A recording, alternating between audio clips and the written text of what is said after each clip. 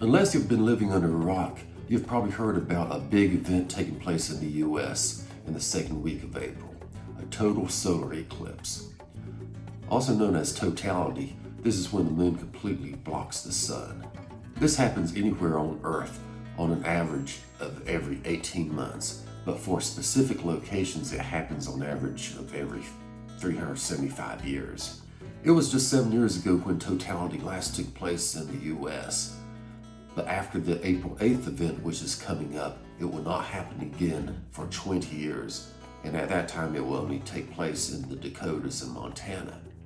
So I will tell you what to prepare for based on my experiences from 7 years ago on this series I like to call Eclipsing.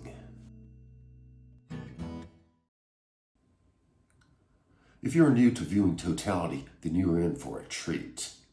Although a partial eclipse is an awesome sight to see, totality is 1,000 times more awesome than any level of partial. And it is the only time during the eclipse when you can view it without solar eclipse glasses. The sky will darken, the temperature will drop, birds will get quiet as they think it's time to settle in for the night, while frogs and insects that you normally hear at night will start to make their noises. Then the last little bit of sun disappears. You will take off your glasses and see something totally new.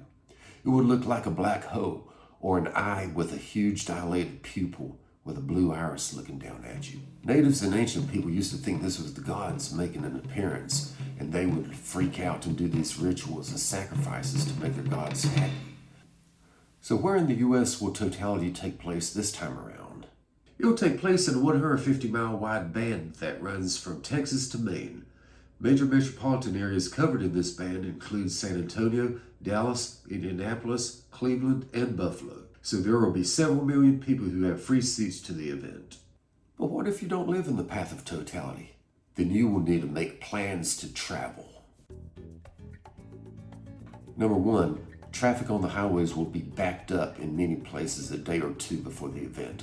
So wherever you plan to go, give yourself plenty of time.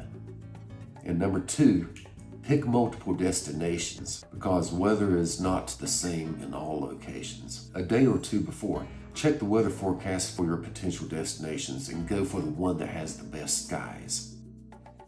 Number three, if you need accommodations, then book now. Hotels, campgrounds, and even Airbnbs are almost fully booked within the path of totality. And the rates are going to be higher than normal, way higher. If you're unable to book a hotel or want to keep it cheap, then sleep in your car. There are many places that allow you to sleep in vehicles.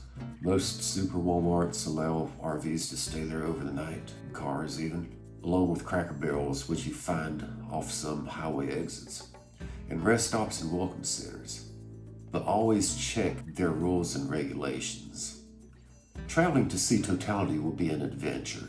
You and everyone else on the road will be filled with excitement and anticipation of arriving at your destination to see those few minutes of totality.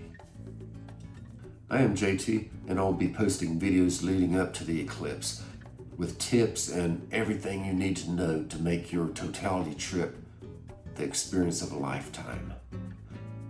So click the bell below to stay notified when I post something, and I will see you next time on Eclipsing.